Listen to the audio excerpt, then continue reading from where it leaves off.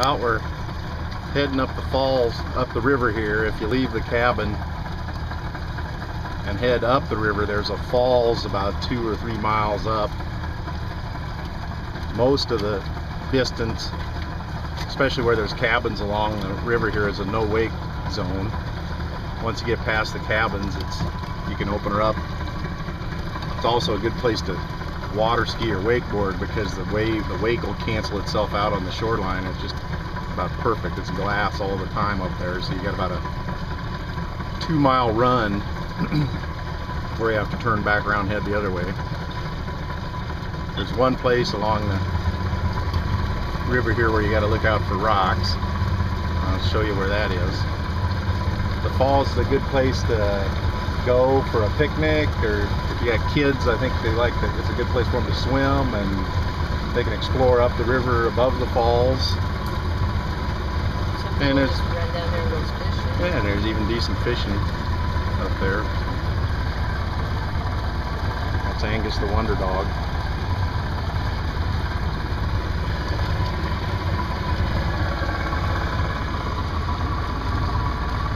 Lots of cabins down here on the lower end of the river.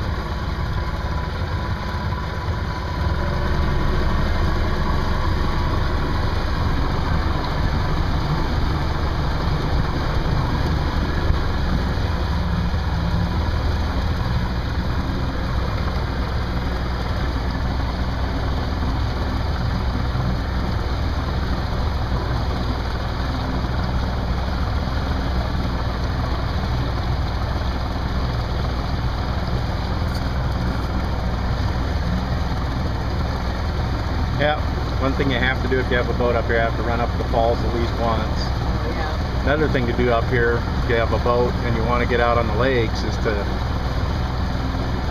go to lunch at least one day up at Kettle Falls Hotel. You can fish your way up there and fish your way back if you want. It's about a 10-mile run to Kettle Falls Hotel, and the only way you can get to Kettle Falls Hotel is by boat. It's got a pretty unique bar with the... It's worth going to. Yep, built into a hillside bar, so the floor's going downhill in the bar.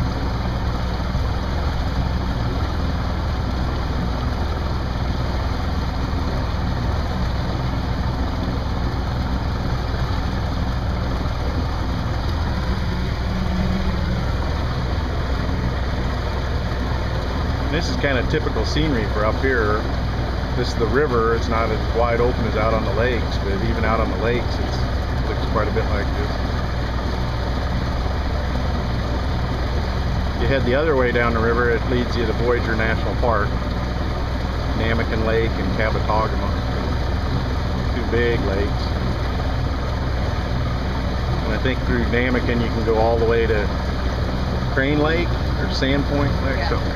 Crane Lake. You can go all day if you want, until you run out of gas.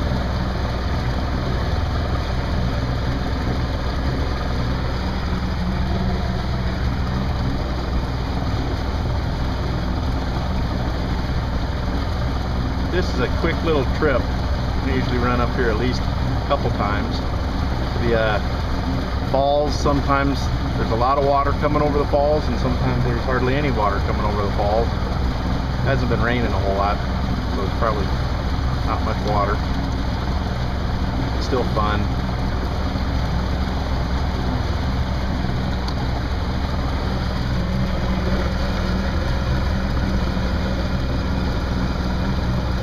Coming up, you can see the rock buoys in the middle of the river here.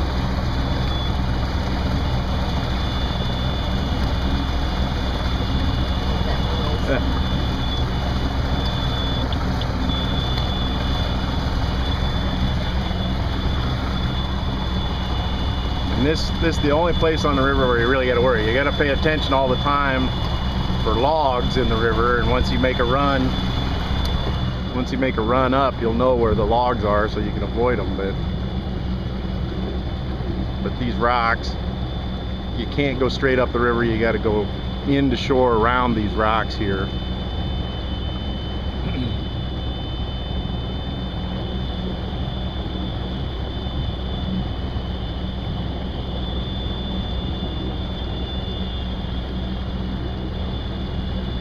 swing way in. You can actually see some of the rocks now. The river's a little bit low, and you can see some of the rocks sticking up there by that little arrow. Right here, you swing way into shore around these rocks. It's the only place you got to worry about the rocks, really. You can see how far we're swinging in around these buoys. Look at our little arrow.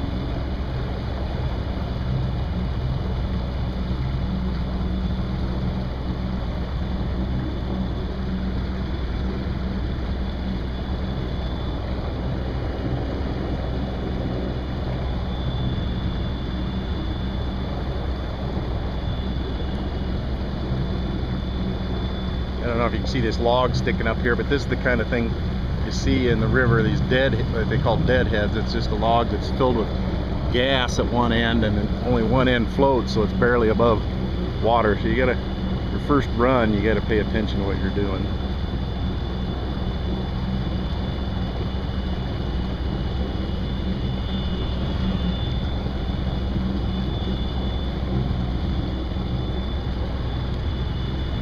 Pat, you want to sit up here and video while we run up so you don't get the buzzer sound? The whole thing, or Might as well. I'll just go ahead and get on it and head on up.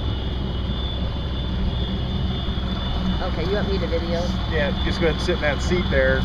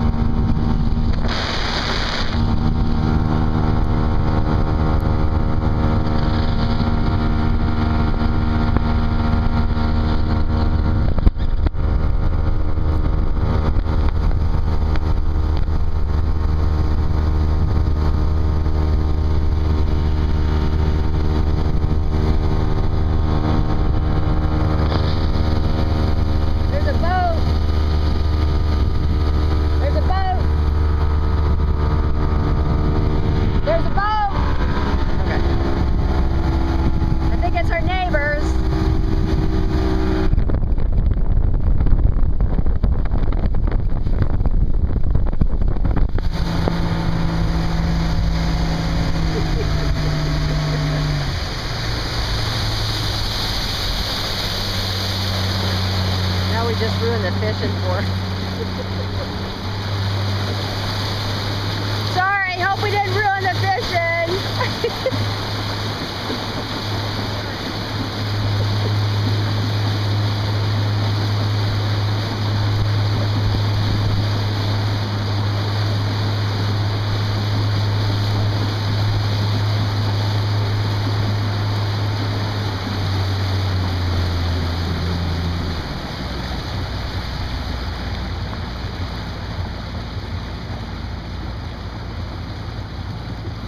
There's Ash Falls. And like Dave said, sometimes it's just gushing down. Last year it was just gushing down over the rocks.